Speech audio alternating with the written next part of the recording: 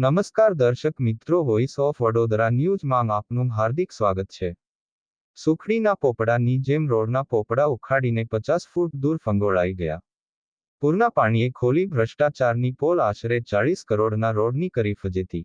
તરસાલીથી કાયાવરોહણ જોડતા માર્ગને આશરે 40 કરોડના ખર્ચે ડભોઈના ધારાસભ્ય શૈલેષ મહેતા દ્વારા પ્રજાના હિત માટે મંજૂર કરવામાં આવ્યો હતો, જે કોન્ટ્રાક્ટરોના ભ્રષ્ટાચારને કારણે રોડના પોપડે પોપડા ઉખડી 50 ફૂટ દૂર ધોવાઈ ગયા। તરસાલીથી કાયાવરોહણ જતા રોડ પર પાતરવેની અને કાયાવરોહણ પાસે પણ મોટા મોટા ભૂવા પડવાની ઘટનાઓ સામે આવી છે। આ જોઈને દેખાઈ રહ્યું છે કે કોન્ટ્રાક્ટરો દ્વારા કેટલો મોટા પાયે ભ્રષ્ટાચાર કરવામાં આવ્યો હશે। રોડ ધોવાઈ જતા રૂવાદ ગામના ગ્રામજનોએ આક્ષેપો કર્યા છે કે કોન્ટ્રાક્ટર દ્વારા મોટા પાયે ભ્રષ્ટાચાર થયો છે। પૂરના પાણીમાં રોડ સુખડીના પોપડાની જેમ ઉખડીને 50 ફૂટ દૂર સુધી જતો રહ્યો છે। આવા કોન્ટ્રાક્ટરો સામે કડક કાર્યવાહી થવી જોઈએ અને આવા કોન્ટ્રાક્ટરોના લાયસન્સ રદ કરવા જોઈએ, જેથી સરકારના મંજૂર કરેલા રૂપિયા આ રીતે બરબાદ ન થાય, ગ્રામજનોની એવી માંગ। રિપોર્ટર વિરેન્દ્રસિંહ પઢિયાર, વડોદરા।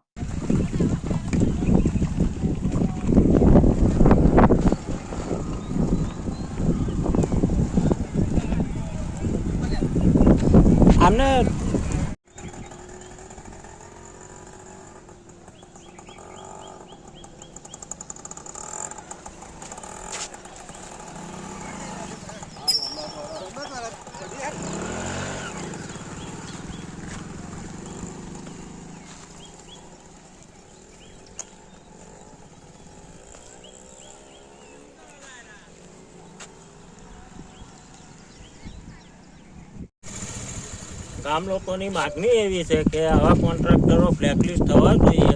અમારા પૈસા રોડ બનાવેલો છે, જ્યારે આ રોડની સંરક્ષણ દિવાલ બનાવવામાં આવી તો જે તે એન્જિનિયરે 4 ફૂટનું લેવલ બનાવવાનું કીધું હતું અને 2 ફૂટનું બનાવ્યું છે। એના માટે પાણીનો ફ્લો ગામ તરફ આવ્યો છે અને ગામની સામે મંદિરને નુકસાન થયું, સામેની સાઈડે પાણી ગયું તો 17થી 18 ગાયોને નુકસાન થયું, 2-3 ગાયો મરી ગઈ છે। એની જવાબદારી સંપૂર્ણ કોન્ટ્રાક્ટરની રહેશે। જે તે સમયે એક્સિડન્ટ ઝોન અહીં આગળ જાહેર કર્યો તે વખતે એક્સિડન્ટ ઝોન ઓરિજિનલ મેં જે તે જગ્યાએ નથી, કાયાવરોહણ તરફ જવાની જગ્યા ઉપર એક્સિડન્ટ ઝોન થયો છે, બાજુમાં સ્કૂલ આવેલી છે, પણ એ લોકોએ કોઈ કાર્યવાહી કરી નથી। અમે કલેક્ટરને અરજી આલી, મામલતદારને આલી, માર્ગ મકાન વિભાગને આલી છે અમે, અને ગાંધીનગર પણ અરજી આલી છે। એનો કોઈ જાતનો કોઈ નિકાલ કરવામાં આવ્યો નથી। હવે ખબર નથી કોન્ટ્રાક્ટરે કઈ રીતનું બનાવેલું છે આ જગ્યા પર। એટલે કોન્ટ્રાક્ટરની બેદરકારી હોય તો ગ્રામજનોની માગણી છે કે આ કોન્ટ્રાક્ટરને બ્લેકલિસ્ટ કરવો જોઈએ।